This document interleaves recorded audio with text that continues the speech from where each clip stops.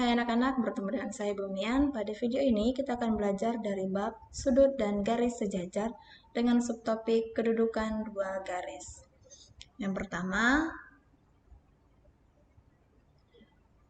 ada dinamakan garis sejajar. Contoh dari garis sejajar ini adalah misalnya garis AB dan garis CD. Ini dikatakan sejajar. Mengapa?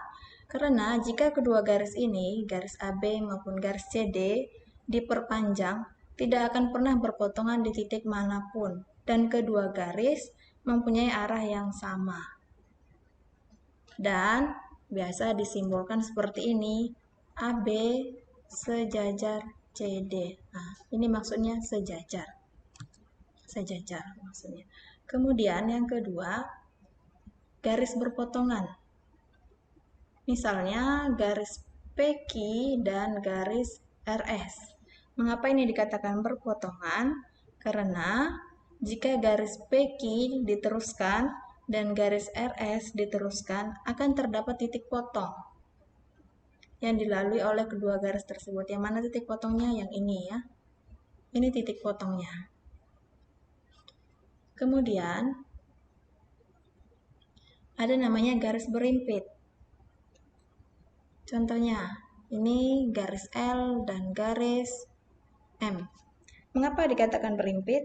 Karena jika kedua garis diperpanjang, semua titik yang dilalui garis pertama, anggaplah yang hitam ini garis pertama, juga dilalui oleh garis yang kedua. Misalnya garis yang kedua itu adalah yang merah. Kemudian, yang keempat, garis bersilang. Baik, perhatikan gambar berikut.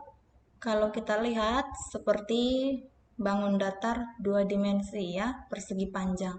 Ada garis yang berwarna putih, garis GE, dan satu lagi warna biru putus-putus, garis HB. Nah, seolah seperti garis berpotongan ya, seperti ada titik potongnya di sini. Tapi nyatanya gambar ini adalah bangun ruang. Coba dilihat. Garis putih dan garis biru. Kalau kita lihat dari atas seperti berpotongan ya, tapi nyatanya tidak. Itulah garis bersilang. Tidak ada titik potongnya, tidak bertemu. Saya beri satu lagi contoh garisnya. Nih. Misal ya. Misal kalau segmennya saya buat satu lagi di sini, garisnya. Nih, perhatikan. Apakah ini dua garis bersilang?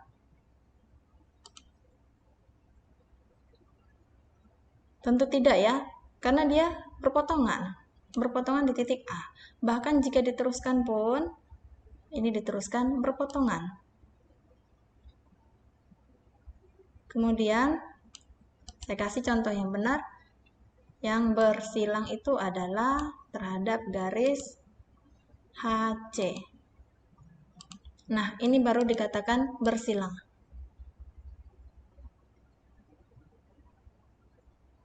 Kalau kita lihat sekilas seperti ini, seperti berpotongan ya gambarnya, garisnya, garis hitam dan garis putih khusus ini, tetapi nyatanya kan tidak bertemu, tidak ada titik potongnya. Lalu satu lagi yang kelima, tolong ditambahkan di buku catatannya, garis tegak lurus. Sisi dari balok yang berwarna biru, ini yang biru, yang di atas ya. Perhatikan, garis yang tegak lurus itu contohnya adalah FG, dan HG. Mengapa? Coba saya teruskan salah satu garis ya. Ini. Coba kamu lihat. Garis FG berpotongan dengan garis GH kan? Tetapi juga tegak lurus. Berpotongannya di titik G, tetapi juga tegak lurus. Mengapa dikatakan tegak lurus?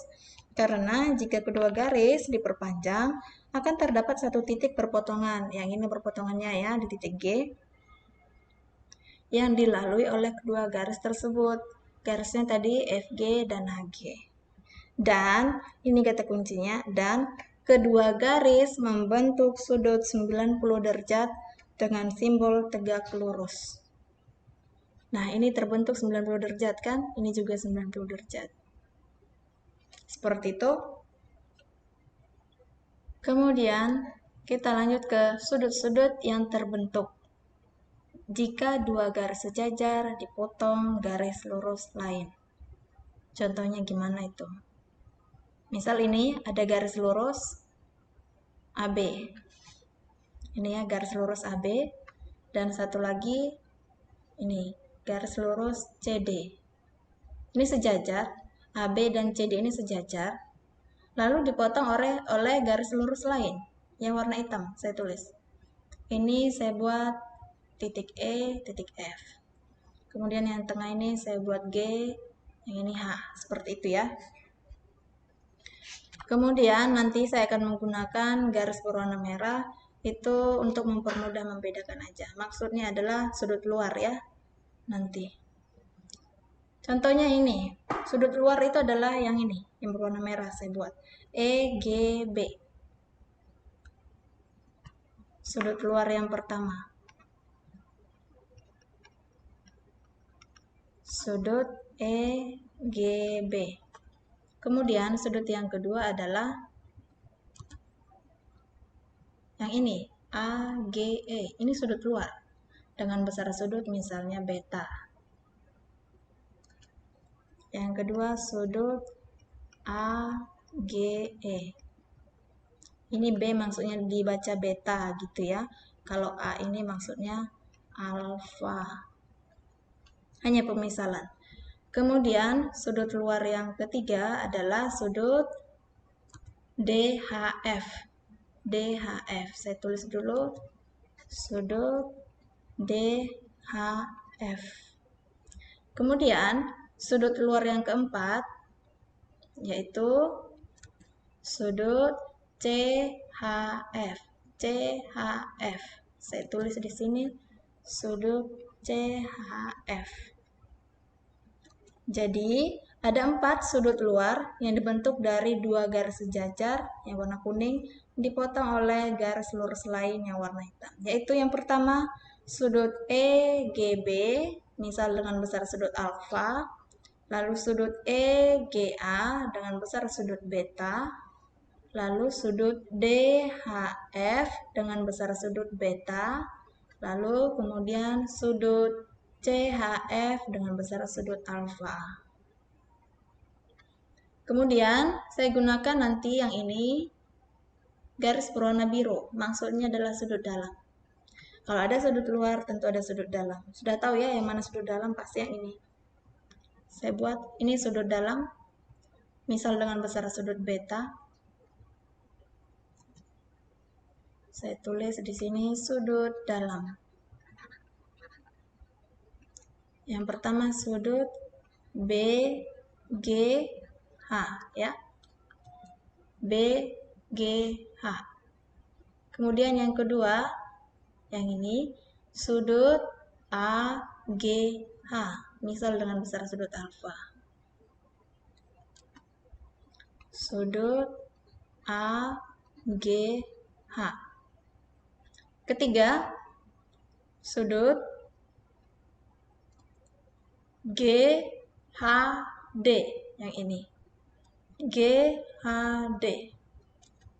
Sudut GHD.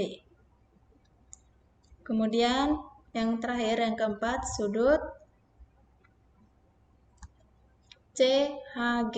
Yang ini CHG. Saya tulis sudut CHG. Sudah ya? Jadi ada sudut luar, itu yang berwarna merah, saya buat. Lalu ada sudut dalam, itu saya gunakan garis warna biru untuk mempermudah aja. Kemudian dari sini, dari 2 garis sejajar yang dipotong oleh garis lurus lain, terbentuk sudut dalam berseberangan, sudut luar berseberangan, sudut dalam sepihak, sudut luar sepihak, sudut sehadap, sudut bertolak belakang. Apa aja maksud dari 6 item ini? Kita pelajari yang pertama, sudut dalam berseberangan dan sudut luar berseberangan. Ini dulu ya. Sudut dalam berseberangan. Sudut luar berseberangan. Tadi sudut dalam itu saya gunakan yang warna biru. Sudut dalam. Oke. Yang pertama. Sudut dalam. Saya tulis di sini. Sudut dalam berseberangan ya. Sudut dalam berseberangan. Yang mana itu? Yang namanya dalam, berarti antara yang biru ya. Misal saya ambil sudut yang pertama, sudut BGH. Itu sudut dalam kan? BGH. Berarti yang ini. Saya ulang, sudut BGH, yaitu yang ini berwarna biru. Itu sudut dalam. Tetapi juga sudut dalam berseberangan dengan ini. Berseberangan ya. Saya ulang, sudut yang ini sudut dalam, yang warna biru ini semuanya sudut dalam. Tetapi sudut yang ini, sudut BGH, berseberangan dalam dengan ini. CHG.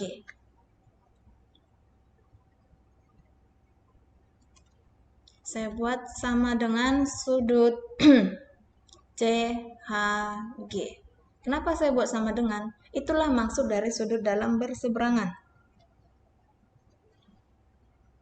Sepasang sudut, ini sepasang sudut ya. Sepasang sudut yang berseberangan memiliki besar yang sama. Ya. Jadi ini besar sudutnya pasti sama dengan ini. Kalau ini 120 derajat, maka pasti ini 120 derajat. Makanya tadi saya tulis besarnya ini adalah beta derajat. Dan ini beta derajat. Artinya mereka sama besar sudutnya. Itu ya. Kemudian sudut yang kedua adalah sudut yang ini ya. Sudut AGH. Saya kasih tunjuk. Ini sudut AGH. Berarti yang ini sudut dalam, benar. Dan dia sudut dalam berseberangan dengan ini. Anggaplah ini yang garis hitam ini adalah jalan raya. Kamu menyeberang. Dari sini maka menyeberangnya ke sini. Nah, itu besar sudutnya sama. Kalau kamu di sini, saat dibilang menyeberang, tentu kamu posisinya di sini. Nah, berarti sudut AGH, ini AGH berseberangan dalam dengan sudut yang ini. Yaitu namanya GHD. Sudut GHD. Sama besarnya. Jadi kalau ini misalnya 60, maka ini pun 60. Kalau ini 120, maka ini 120 derajat. Seperti itu.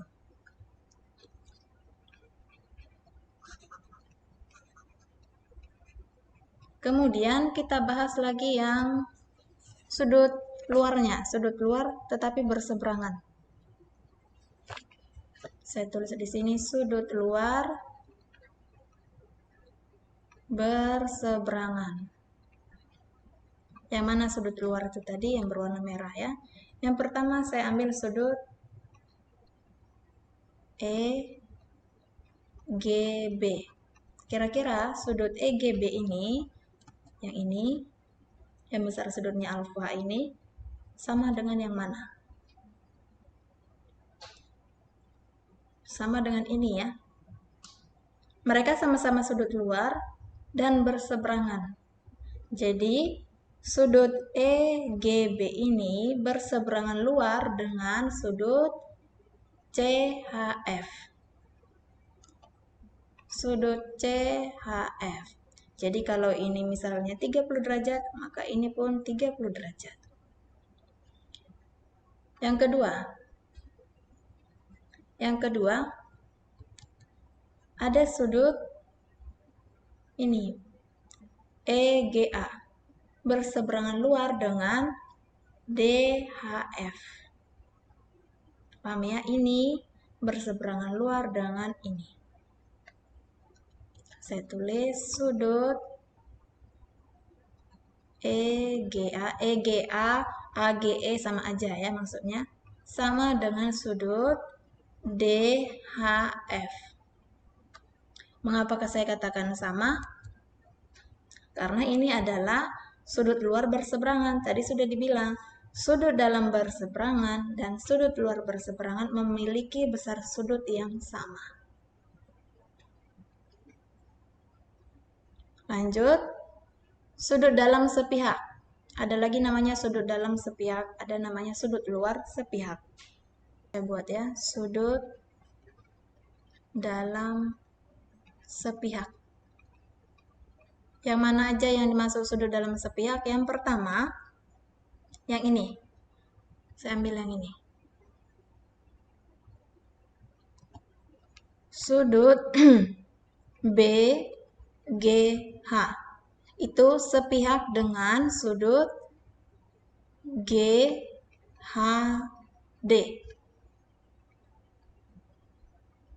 Saya ulang ya. Sudut B, ini BGH, berarti yang ini ya. Sepihak dengan sudut GHD yang ini.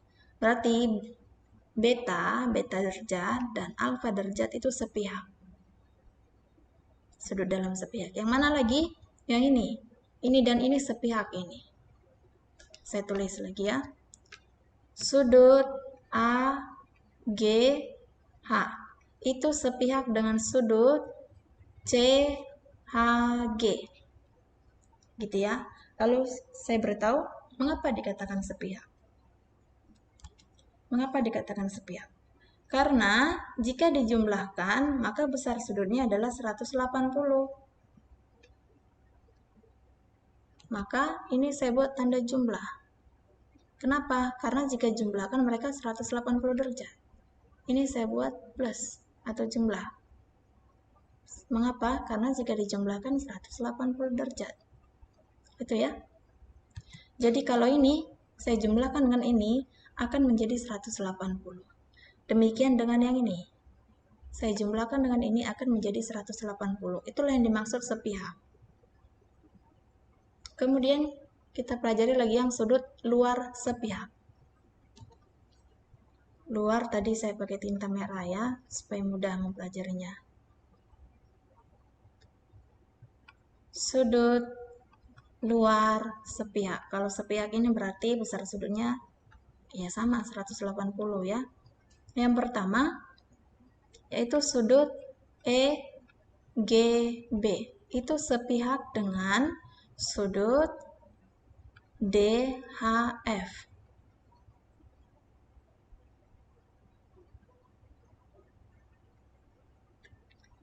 Yang mana itu? EGB ini ya. EGB berarti yang ini sepihak dengan ini.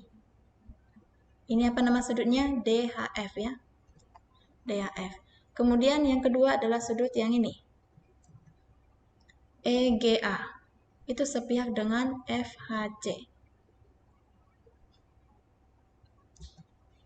Sudut EGA itu sepihak dengan sudut CHF. Mengapa dikatakan sudut luar sepihak? Karena mereka sama-sama sudut luar dan sepihak. Sepihak maksudnya jika dijumlahkan besar sudutnya 180. Saya buat ini jadi 180. Nanti boleh dibuktikan. Nah, inilah yang dimaksud dengan sudut luar sepihak dan sudut dalam sepihak. Kita lanjut. Sudut sehadap. Contohnya yang pertama, sudut EGB.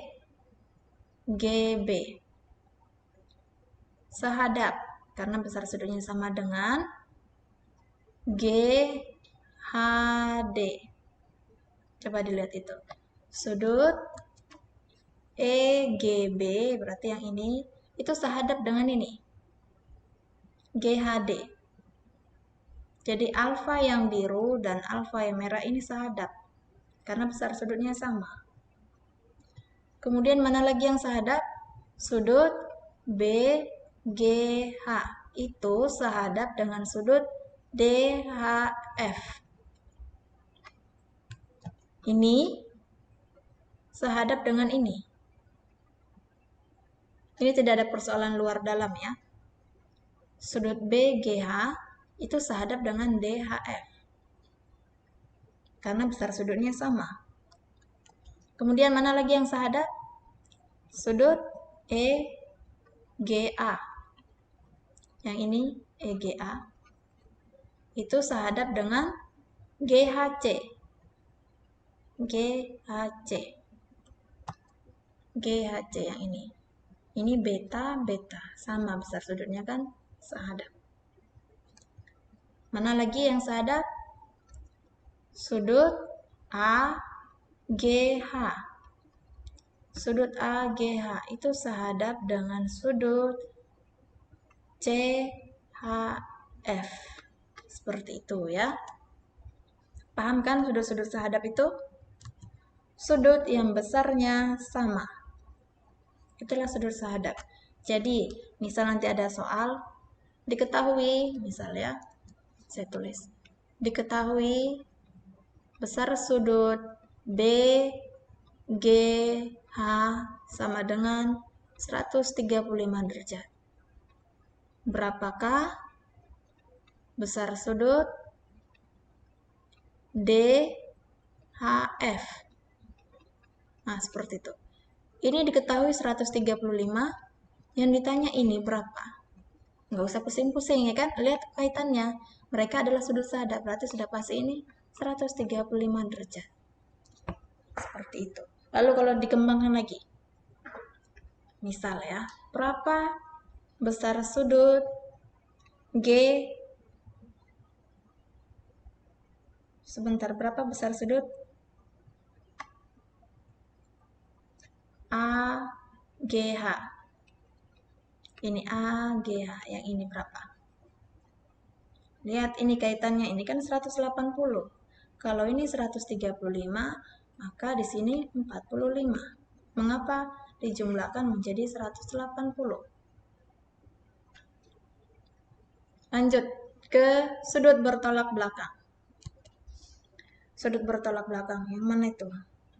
Sudut bertolak belakang adalah sepasang sudut yang saling bertolak belakang dan mempunyai besar sudut yang sama. Sudah tahu ya bertolak belakang itu definisinya apa? Mana yang bertolak belakang? Ini. Bertolak belakang. Ini dan ini bertolak belakang. Ini dan ini bertolak belakang. Ini juga bertolak belakang. Saya tuliskan. Sudut EGB. Ya. Itu bertolak belakang dengan sudut AGH, yang mana besar sudutnya berarti sama, ya. Kemudian sudut EGA, ini ya, EGA itu bertolak belakang dengan sudut BGH, ini bertolak belakang. Tetapi besar sudutnya itu pasti sama. Mana lagi yang bertolak belakang? Sudut GHD itu bertolak belakang dengan sudut CHF. Yang mana besar sudut mereka ini pastilah sama. Lalu mana lagi? Sudut GHC. GHC berarti yang ini ya. Itu bertolak belakang dengan sudut DHF. Yang ini bertolak belakang. Dan besar sudutnya ini pun pasti sama. Ya. Jadi, kalau misalnya ini besar sudutnya ini adalah 150 derajat.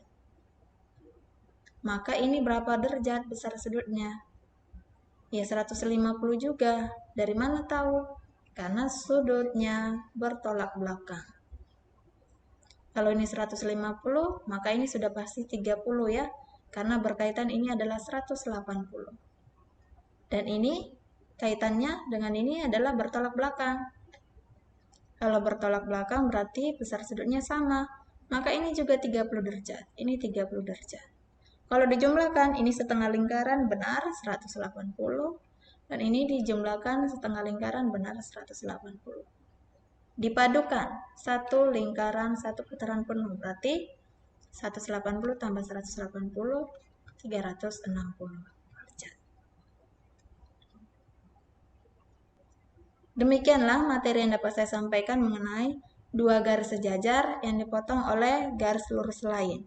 Terdapat di situ sudut sahadap, sudut dalam berseberangan, dan sudut luar berseberangan, sudut dalam sepihak dan sudut luar sepihak, lalu sudut bertolak belakang. Dengan sifatnya masing-masing silakan dipelajari. Sekian materi yang dapat saya sampaikan, semoga dapat membantu. Selamat belajar dan selamat bermatematika. Terima kasih.